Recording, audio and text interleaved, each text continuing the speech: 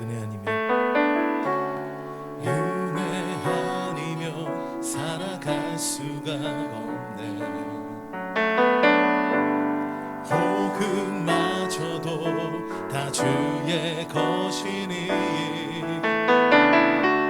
세상 평안과 위로 내게 없어도 예수, 오직 예수뿐이네. 다시 한번 은혜 아니면 살아갈 수가 없네. 복음마저도 다 주의 것이니 세상 평안과 위로 내게 없어도 예수, 오직 예수뿐이네. 크신 계획 나눌 수도 없고 작은 볼 안에 지쳐도 주께 우리 나의 모든 삶 맡기고 끝내게 하시네. 은혜 아니면 살아갈 수가 없네. 나의 모든 것 다 주께 맡기니 참된 평안과 위로 내게 주신 주 예수, 오직 예수뿐이네. 오직 예수뿐이네. 오직 예수뿐이네. 아멘.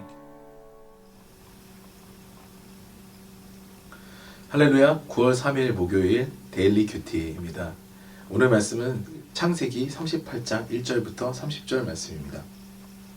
그 무렵 유다는 형제들에게서 떨어져 나가 히라라고 하는 아둘람 사람이 사는 곳으로 가서 그와 함께 살았다. 유다는 거기에서 가나안 사람 수아라고 하는 사람의 딸을 만나서 결혼하고 아내와 동침하였다. 그가 임신하여 아들을 낳으니 유다가 그 아들 이름을 엘이라고 하였다. 그가 또 임신하여 아들을 낳았다. 이번에는 아이의 어머니가 그 아들 이름을 오난이라고 하였다. 그가 또다시 아들을 낳고 이름을 셀라라고 하였다. 그가 셀라를 낳은 곳은 거십이다. 유다가 자기 맏아들 엘을 결혼시켰는데 그 아내의 이름은 다말이다. 유다의 맏아들 엘이 주께서 보시기에 악함으로 주께서 그를 죽게 하셨다. 유다가 오난에게 말하였다. 너는 형수와 결혼해서 시동생으로서의 책임을 다하라. 너는 내 형의 이름을 이을 아들을 낳아야 한다. 그러나 오난은 아들을 낳아도 그가 자기 아들이 안 되는 것을 알고 있었으므로 형수와 동침할 때마다 형의 이름을 이을 아들을 낳지 않으려고 정액을 땅바닥에 쏟아버리곤 하였다. 그가 이렇게 한 것이 주께서 보시기에 악하였다. 그래서 주께서는 오난도 죽게 하셨다. 유다는 자기의 며느리 다말에게 말하였다. 나의 아들 셀라가 다 클 때까지 너는 네 친정 아버지 집으로 돌아가서 과부로 살고 있거라. 유다는 셀라를 다말에게 주었다가는 셀라도 저희 형들처럼 죽을지 모른다고 생각하였다. 그 뒤에 오랜 세월이 지나서 수아의 딸 유다의 아내가 죽었다. 곡을 하는 기간이 끝났을 때 유다는 친구 아둘람 사람 히라와 함께 자기 양들의 털을 깎으러 딥나로 올라갔다. 다말은 너의 시아버지가 양털을 깎으러 딥나로 올라간다 하는 말을 전해 듣고서 과부의 옷을 벗고 너울을 써서 얼굴을 가리고 딥나로 가는 길에 있는 에나임 어귀에 앉았다. 그것은 막내 아들 셀라가 이미 다 컸는데도 유다가 자기와 셀라를 짝지어주지 않았기 때문이다. 길을 가던 유다가 그를 보았지만 얼굴을 가리고 있었으므로 유다는 그가 장녀인 줄 알았다. 그래서 유다는 그가 자기 며느리인 줄도 모르고 길가에 서 있는 그에게로 가서 말하였다. 너에게 잠시 들렀다 가마. 자, 들어가자. 그때 그가 물었다. 저에게 들어오시는 값으로 저에게 무엇을 주시겠습니까? 유다가 말하였다. 나의 가축대에서 새끼 염소 한 마리를 보내마. 그가 물었다. 그것을 보내실 때까지 어떤 물건이든지 담보물을 주시겠습니까? 유다가 물었다. 내가 너에게 어떤 담보물을 주랴? 그가 대답하였다. 가지고 계신 도장과 허리끈과 가지고 다니시는 지팡이면 됩니다. 그래서 유다는 그것들을 그에게 맡기고서 그에게 들어갔는데 다말이 유다의 아이를 임신하게 되었다. 다말은 집으로 돌아와서 너울을 벗고 도로 과부의 옷을 입었다. 한편 유다는 자기 친구 아들람 사람 편에 새끼 염소 한 마리를 보내고 그 여인에게서 담보물을 찾아오게 하였으나 그 친구가 그 여인을 찾지 못하였다. 그 친구는 거기에 사는 사람들에게 에나임으로 가는 길가에 서 있던 창녀가 어디 있느냐고 물었다. 그러나 그들의 말이 거기에는 창녀가 없다고 하였다. 그는 유다에게 돌아와서 말하였다. 그 여인을 찾지 못하였네. 그보다도 거기에 사는 사람들이 그러는데 거기는 창녀가 없다고 하네. 유다가 말하였다. 가질 테면 가지라지. 잘못하다가는 창피만 당하겠네. 어찌하였든지 나는 새끼 염소 한 마리를 보냈는데 다만 자네가 그 여인을 찾지 못한 것뿐일세. 석 달쯤 지난 다음에 유다는 자기의 며느리 다말이 창녀짓을 하여 임신까지 했다는 소문을 들었다. 유다가 명하였다. 그를 끌어내서 화형에 처하여라.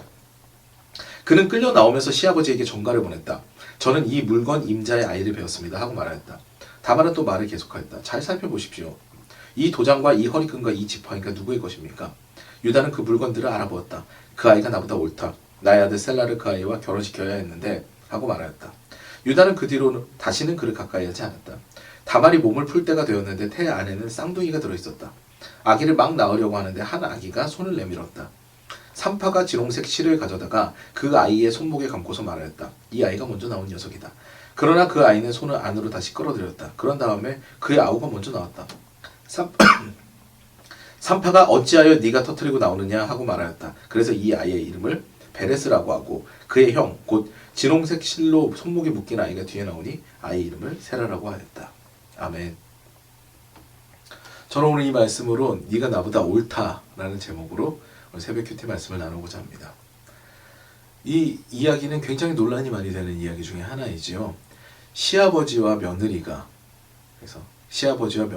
부정한 관계를 가지고 그리고 거기서 나오는 후손이 나중에 예수 그리스도께로 이어지는 그런 계보의 조상이 되는 상당히 놀라운 사건입니다.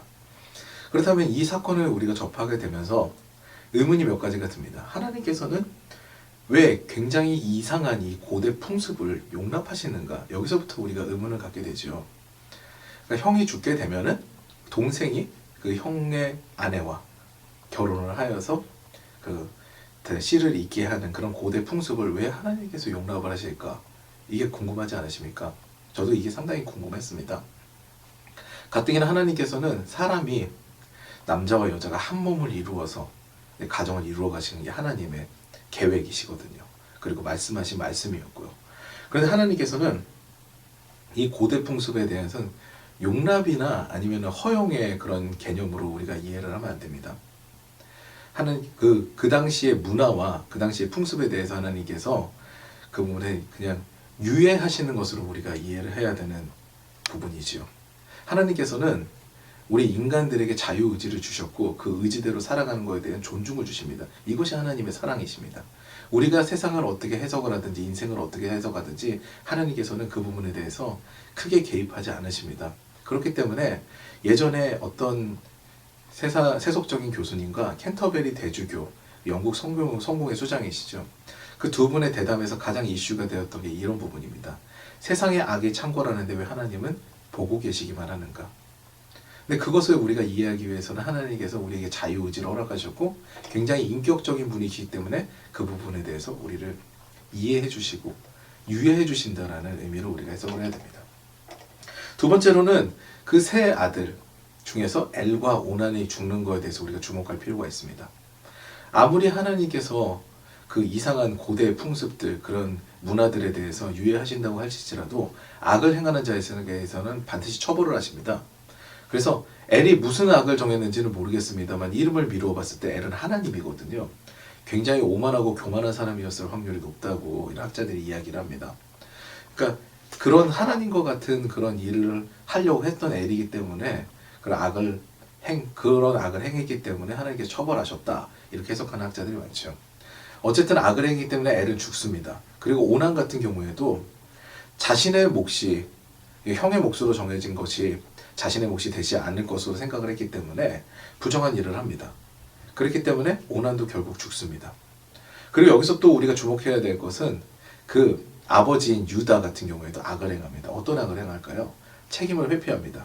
물론 자기는 막내 아들을 보호하기 위해서라고 하지만 그 며느리에 대한 생각이 전혀 없었던 것이죠. 그렇기 때문에 그냥 과부로 그냥 며느리를 두려고 합니다.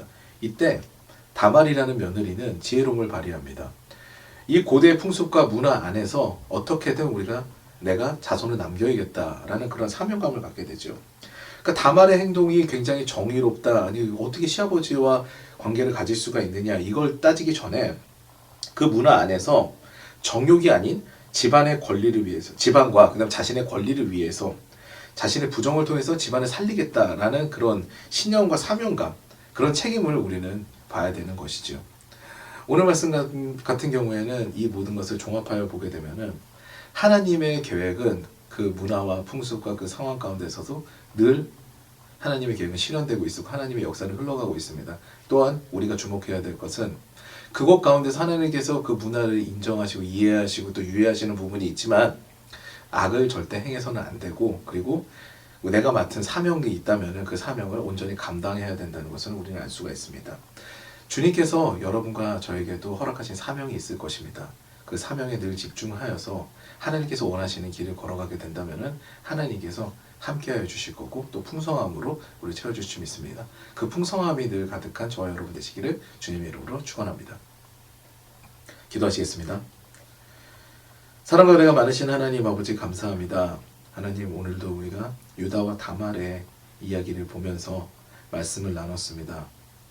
하나님께서는 우리를 사랑하시기 때문에 우리에게 자유의지를 허락하셨고, 그리고 우리가 어떤 행동을 하든 어떤 모습을 가지든 하나님께서는 끝까지 참으시고 기다리시고 그리고 구원의 기회를 주시는 분임을 우리가 말씀을 통해서 늘 봅니다.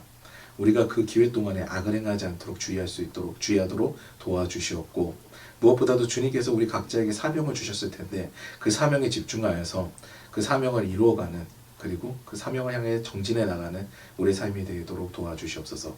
그래서 주님과 동행하는, 그리고 주님께서 허락하셨던 그리고 예비하신 모든 그런 풍성함을 누릴 수 있는 저와 그리고 양조꿈창교회 성도님들 될 수 있도록 도와주시옵소서. 모든 영광 주님께 솔로 받아주실 줄 믿사오며 우리 구주 예수 그리스도 이름으로 기도드리옵나이다. 아멘.